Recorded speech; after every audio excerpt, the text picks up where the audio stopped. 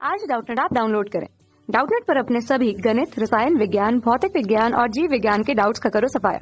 बस प्रश्न की फोटो खींचो, एक ही प्रश्न को क्रॉप करो और तुरंत वीडियो सोल्यूशन पाओ। अभी डाउनलोड करें। हेलो दोस्तों, हमारा प्रश्न है, चित्र में ए और बी दो प्रिज्म हैं। ए छोटा है और बी बड़ा है।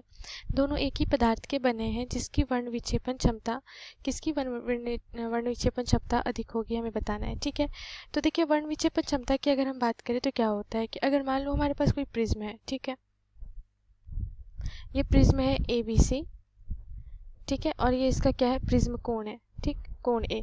अब क्या होता है कि जैसे ही यहाँ पे श्वेत प्रकाश आपतित होती है तो प्रिज्म से अपवर्तन के पश्चात ये क्या होती है, 7 रंगों में ये विभक्त होती है।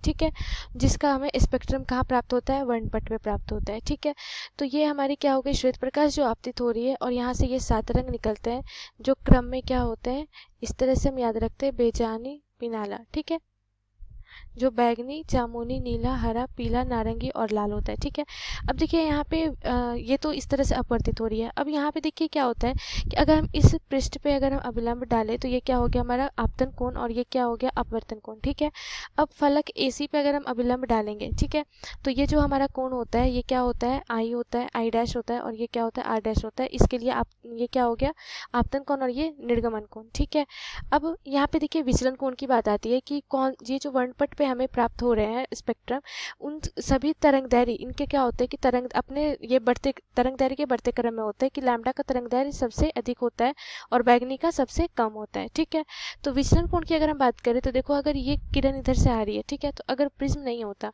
तो ये इस तरह से कुछ निर्गत होता है। ठीक है, और जब यहाँ से जो हर एक रंग हमें प्राप्त हो रही है तो हर एक के लिए जो विचलन कोण होता है, अगर हम इसे थोड़ा एक्सटेंड करें, ठीक है, तो ये हमारा क्या हो गया, डेल, जिसे हम क्या कहते हैं, विचलन कोण कहते हैं। ठीक, तो वर्ण विक्षेपण क्षमता क्या होती है, तो वर्ण विक्षेपण क्षमता का होता है कि अगर इसके लिए अगर हम सूत्र देखें तो क्या होता है कि ओमेगा सूचित करते हैं, ये होता है del V minus del Y, del V minus del are